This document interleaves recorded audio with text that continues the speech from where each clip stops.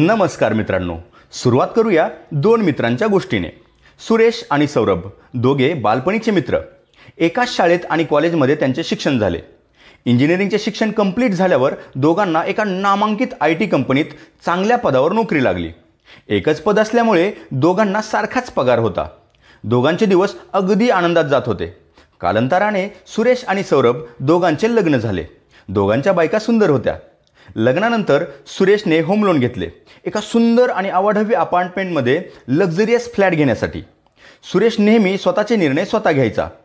सौरभ मात्र सुरेशला कॉपी करायचा. सुरेशने फ्लॅट घेतला म्हणून सौरभने सुद्धा फ्लॅट घेतला. फ्लॅटपासून ऑफिसचं अंतर 15 किलोमीटर असल्यामुळे सुरेशने कार लोन घेऊन मस्त कार घेतली. सौरभने सुद्धा सुरेशसारखीच कार घेतली कार लोन घेऊन. दोघांचा संसार अगदी मजेत चालला होता. थोड्या वर्षांनी दोघांच्याही घरात पाळणा हल्ला. दोघांची मुलं गोंडस होती. मुलं हळूहळू मोठी होऊ लागली. ज्युनियर KG, सिनियर KG ची लाख रुपये फीस त्यांना भरावी लागायची. दोघांची मुलं इंटरनॅशनल इंग्लिश मीडियम स्कूलमध्ये शिकत होती. सर्व काही आनंदात मजेत चाललं होतं. दोन्ही कुटुंब एकत्र येऊन वीकेंड पार्टी करण्यासाठी आउटिंग करायचे. मौज मजा, समुद्रकिनारी फिरायला जाणे, हॉटेलात जेवणासाठी जाणे या गोष्टी कॉमन झाल्या होत्या. दोन्ही कुटुंब आनंदाने जीवन जगत होते. एके दिवशी कंपनीच्या कामासाठी दोघांना मुंबईला जायचे होते. परंतु दुर्दैवाने विमान कंपन्यांच्या पायलटचा संप चालू होता. सुरेश सौरभला म्हणाला, सौरभ आपण माझ्या कारमध्ये जाऊया. दोघेही मीटिंगसाठी 4 व्हीलरने मुंबईला गेले. मीटिंग संपली. दुसऱ्या दिवशी भल्या पहाटे परतीच्या प्रवासाला निघाले. रस्त्याने जात असताना अचानक एक मोठा कंटेनर समोरून आला आणि काही समजायच्या आत सुरेशच्या गाडीवर येऊन आदळला. अपघात इतका भीषण होता की कारचा चेंदा मेंदा झाला. सुरेश आणि सौरभ जाग्यावरच गतप्राण झाले. दुःखद बातमी दोन्ही कुटुंबांना कळली. दोन्ही कुटुंबावर शोककळा पसरली. दोघांच्या पत्नी जीवाच्या आकांतानं रडत होत्या. लहान मुलं विचारत होती की आई तू का रडतेस? माझा बाबा कुठं आहे? माझे पप्पा कुठं आहेत? मुलांनी वडिलांचा चेहरा बघितला तेव्हा एकच हंबरडा फोडला. काळीच पिळवटून टाकणारी घटना होती. ते दृश्य बघून दगडाला सुद्धा पाजर फुटला असेल. सुरेश आणि सौरभचा 10वा झाला.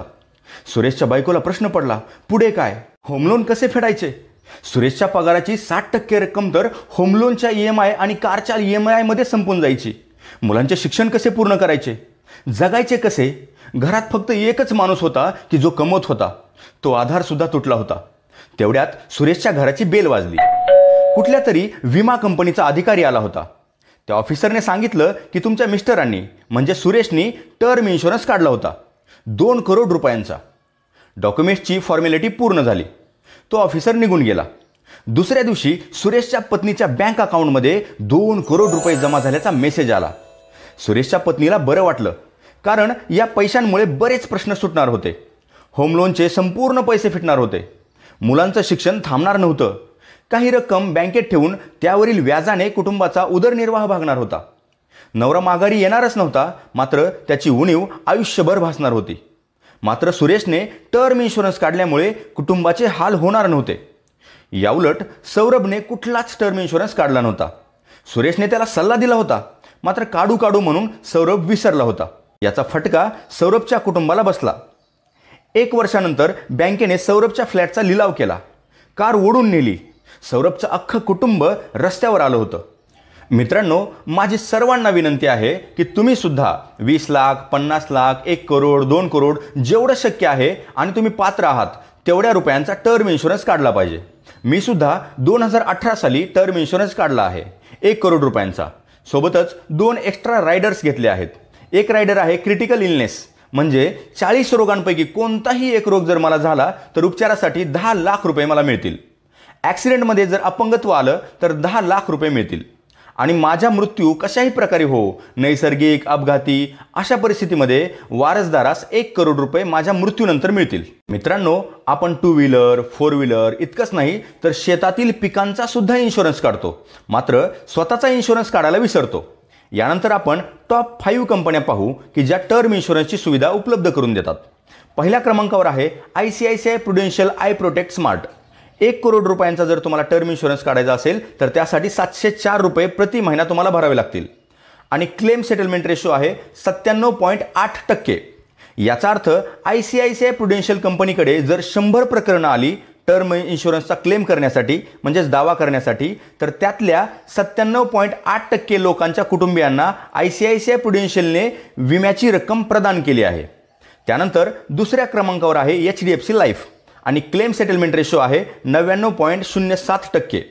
तिसऱ्या क्रमांकावर आहे मॅक्स लाईफ इन्शुरन्स.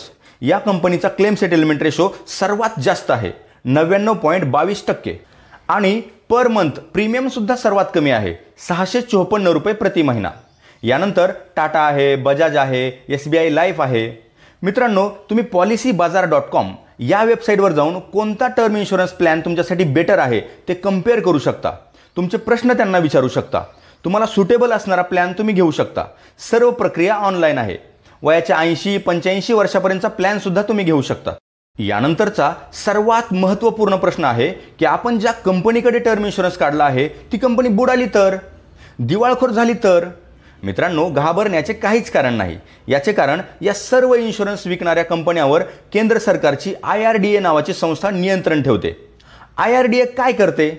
समजा ICICI प्रुडेन्शियल कंपनीला एका वर्षात 100 कोटी रुपये त्याच्या कस्टमर्सच्या कुटुंबियांना क्लेम पोटी द्यायचे आहेत. तेव्हा ICICI प्रुडेन्शियलला 100 कोटीच्या कमीत कमी 1.5 रक्कम IRDA कडे सॉल्व्हन्सी म्हणजे डिपॉझिट म्हणून ठेवावी लागते. म्हणजे कुठलीच कंपनी बंद पडणार नाही आणि पडलीच तर IRDA तिच्याकडील डिपॉझिटमधून कस्टमरच्या कुटुंबियांना ती रक्कम प्रदान करू शकते. समजा एखाद्या इन्शुरन्स कंपनीला त्यांची कंपनी बंद करायची आहे किंवा दिवाळखोर घोषित करायची आहे, तेव्हा अशा कंपनीला IRDA दुसऱ्या मोठ्या इन्शुरन्स कंपनीमध्ये विलीन करते. त्यामुळे एका रात्रीत कोणतीच कंपनी बंद पडू शकत नाही. ज्यांनी टर्म इन्शुरन्स काढला आहे त्यांनी घाबरण्याचे कारण नाही. IRDA तुमचे संरक्षण करते. कोणत्याही ॲडवर्स कंडिशनमध्ये IRDA तुमच्या पाठीशी उभी राहते. काही कंपन्या अशा आहेत ज्यांनी त्यांना जेवढे पैसे क्लेम्ससाठी पे करावे लागणार आहेत त्याच्या 8-8 पट पैसे त्यांनी IRDA कडे डिपॉझिट केले आहेत, सॉल्व्हन्सी म्हणून ठेवले आहेत. तुम्ही IRDAच्या ऑफिशियल वेबसाईटवर रजिस्टर्ड कंपन्या, त्यांचे सेटलमेंट रेशोज, सॉल्व्हन्सी पर्सेंटेज तुम्ही पाहू शकता. 24 इन्शुरन्स कंपन्या IRDA कडे रजिस्टर्ड आहेत. उदाहरणार्थ LIC, HDFC life, ICICI, Kotak Mahindra, SBI life. यानंतर दुसरी गोष्ट मी तुम्हाला सांगणार आहे. 2 मित्र होते. एकाचं नाव संग्राम जो की पोलीस कॉन्स्टेबल होता आणि दुसऱ्याचे नाव रमेश जो महसूलमध्ये क्लार्क होता. दोघांना पण कोरोनाची ड्युटी शासनाने लावली होती. ड्युटी करत असताना संग्रामला आणि रमेशला कोरोनाची लागण झाली. दोघांनाही दवाखान्यामध्ये ॲडमिट करावं लागलं. डॉक्टरांनी उपचाराला सुरुवात केली.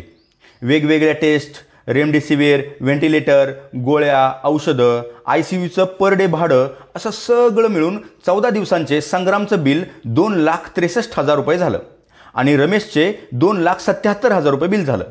परंतु संग्रामने आदित्य बिर्ला कंपनीचा हेल्थ इन्शुरन्स काढला होता. त्यामुळे त्या कंपनीने संग्रामचे सगळे बिल दवाखान्यात भरून टाकले. मात्र इकडे रमेशने त्याच्या किंवा कुटुंबियाचा हेल्थ इन्शुरन्स काढला नव्हता. त्यामुळे रमेशने त्याच्या मुलीच्या उच्च शिक्षणासाठी जे पैसे सेव्ह केले होते ते काढून हॉस्पिटलमध्ये त्याला भरावे लागले. रमेशची सगळी सेव्हिंग संपली. मात्र गव्हर्नमेंट एम्प्लॉई असल्यामुळे सगळी बिलं ऑफिसमध्ये जमा केल्यावर शासन 80% रक्कम रमेशला देईल. मात्र त्यासाठी रमेशला भरपूर आटापिटा करावा लागेल. मात्र मित्रांनो, जे गव्हर्नमेंट एम्प्लॉई नाहीत त्यांना मात्र संपूर्ण सेव्हिंग्ज हॉस्पिटलचे बिल भरण्यासाठी वापरावे लागेल. त्यामुळे माझी सर्वांना विनंती आहे की सर्वांनी स्वतःचे आणि स्वतःच्या कुटुंबाचे हेल्थ इन्शुरन्स काढले पाहिजे, जेणेकरून आपली आयुष्यभराची कमाई हॉस्पिटलचे बिल भरण्यात जाणार नाही आणि आपल्याला आपल्या सेव्हिंग्जला हात लावावा लागणार नाही. आदित्य बिर्ला, बजाज अलियांज, भारती ॲक्सा, चोलामंडलम, इडेलवाईज अशा प्रकारच्या भरपूर कंपन्या हेल्थ इन्शुरन्स सुविधा उपलब्ध करून देतात. मित्रांनो, अलीकडच्या काळात जनजागृती झाल्यामुळे बरेच लोक टर्म इन्शुरन्स आणि हेल्थ इन्शुरन्स काढत आहेत. त्यामुळे ज्या कंपन्या टर्म इन्शुरन्स आणि हेल्थ इन्शुरन्स सेल करतात त्या कंपन्यांना भरपूर फायदा होत आहे. त्यामुळेच अशा कंपन्यांचे शेअर जर आपण घेतले तर इन्शुरन्स सेक्टर जसजसे ग्रो होईल तसतसे आपल्याला सुद्धा प्रॉफिट होऊ शकतो. आपण कंपन्या पाहू. पहिली कंपनी आहे HDFC लाईफ इन्शुरन्स. स्टॉकची जी किंमत आहे ती इंट्रिन्सिक व्हॅल्यूपेक्षा खूपच जास्त आहे. मागील 1 वर्षापासून शेअरची प्राइस अप ट्रेंडमध्ये आहे. मार्च 2021 या आर्थिक वर्षात कंपनीला 1,360.87 करोड रुपयांचा फायदा झाला. पुढची कंपनी आहे SBI life insurance. Stock price intrinsic व्हॅल्यूपेक्षा जास्त आहे. 1 वर्षापासून शेअर प्राइस अप ट्रेंडमध्ये आहे. मार्च 2021 या वर्षात कंपनीला 1,455.85 करोड रुपयांचा नफा झाला आहे. पुढची कंपनी आहे ICICI प्रुडेन्शियल लाईफ इन्शुरन्स. स्टॉकची किंमत इंट्रिन्सिक व्हॅल्यूपेक्षा जास्तच आहे. 1 वर्षापासून स्टॉक प्राइस अप ट्रेंडमध्ये आहे. 1 वर्षात कंपनीला 956.13 करोड रुपयांचा नफा झाला आहे, जो की मागच्या वर्षीच्या नफ्यापेक्षा कमी आहे. कोरोना आल्यामुळे भरपूर लोक टर्म इन्शुरन्स आणि हेल्थ इन्शुरन्स विकत घेत आहेत. मित्रांनो, LICचा सुद्धा IPO येणार आहे. LICच्या IPOला सगळ्यांनी अप्लाय करा. तुम्हाला LICचा जर लॉट भेटला तर खूप मोठा लिस्टिंग गेन प्रॉफिट तुम्हाला होऊ शकतो. मित्रांनो, या ठिकाणी आपण थांबूया. तुमचे काही प्रश्न असतील तर खाली कमेंट करून विचारा. हा व्हिडिओ जास्तीत जास्त मित्रांमध्ये शेअर करा. तुमच्या एका शेअरमुळे एका कुटुंबाला जरी फायदा झाला तर माझ्या प्रयत्नाचं सार्थक झालं असं मी समजेन. चॅनलला सबस्क्राईब केलं नसेल तर सबस्क्राईब करा, कारण नवीन व्हिडिओचं नोटिफिकेशन तुम्हाला मिळत जाईल. नेहमीप्रमाणे व्हिडिओ पाहिल्याबद्दल तुम्हा सर्वांचे मनापासून आदरपूर्वक धन्यवाद.